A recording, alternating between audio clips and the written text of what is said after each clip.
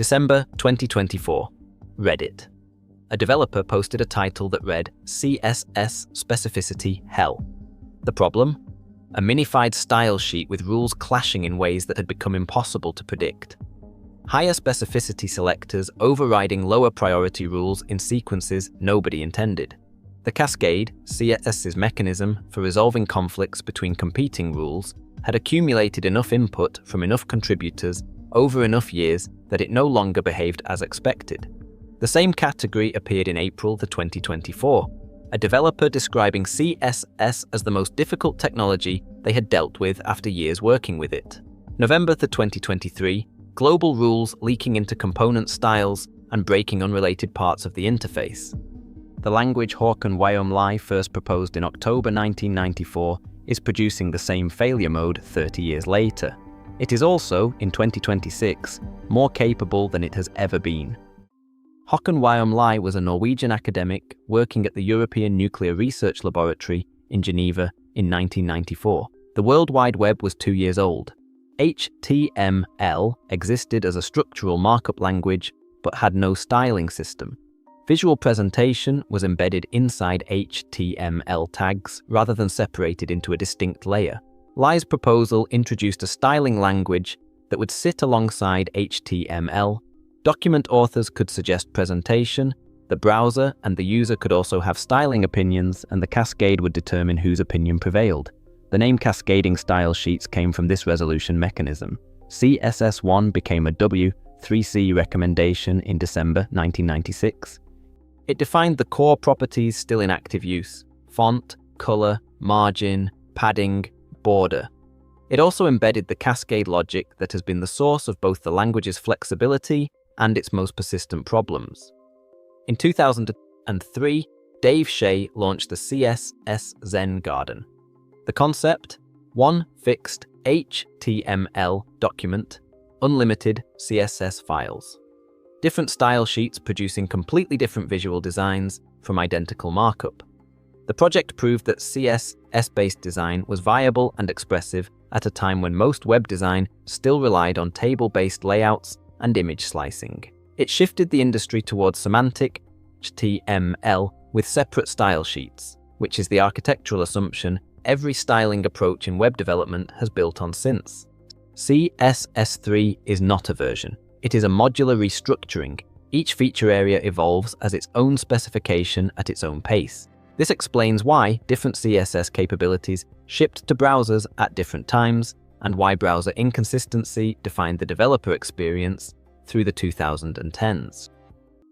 The failure modes in the research period fall into 3 categories, each with a specific structure.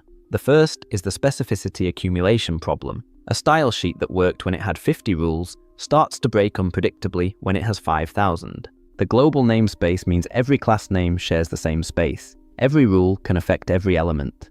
In large code bases maintained by multiple contributors over time, the interactions between rules become impossible to reason about without understanding the complete style sheet. The common response is to increase selector specificity to force a rule to win the cascade. The response to that response is to increase specificity again. A developer writing a legacy CSS Refactor case study on dev.to describe a codebase where this process had run for years. Exclamation mark important annotations everywhere, class names inconsistent across files, dead rules that could not safely be removed because no static analysis can verify whether a given selector matches any element in production. The refactor took months. The second is the dev-to-production mismatch.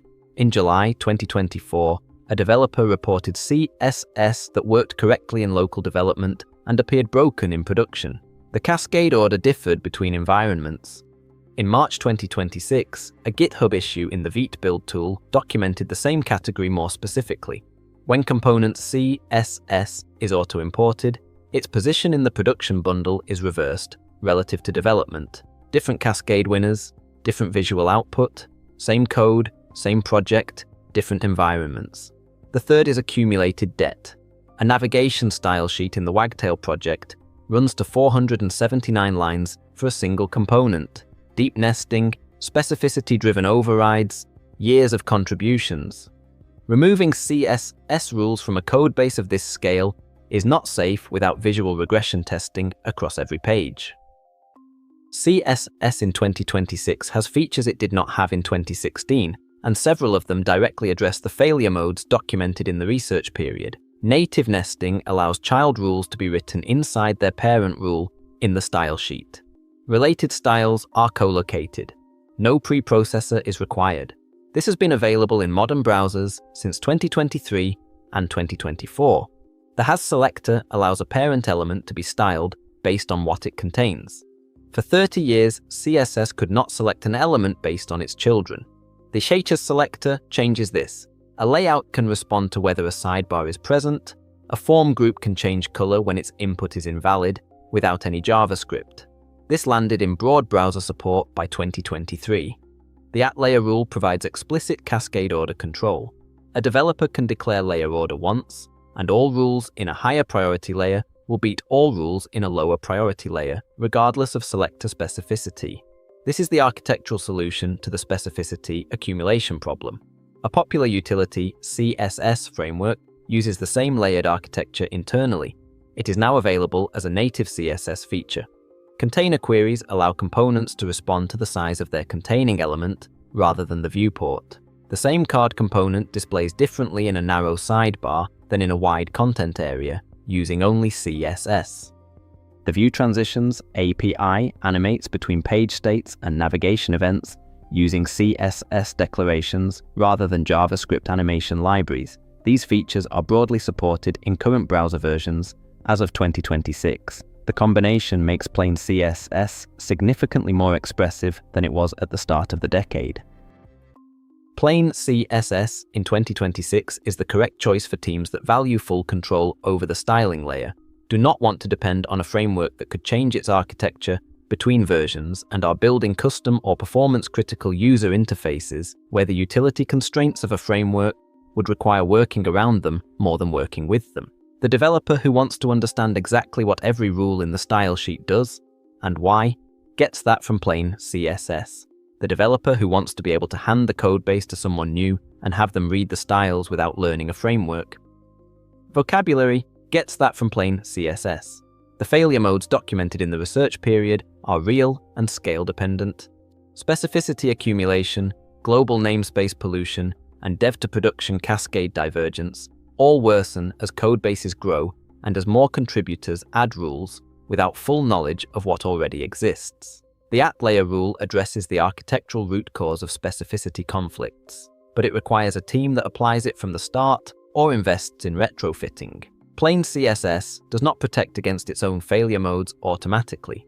The discipline is the developer's responsibility. For teams that need to prototype quickly, want design consistency without writing architecture from scratch, or are working in a component framework where class co-location is the normal pattern, a utility framework is still faster.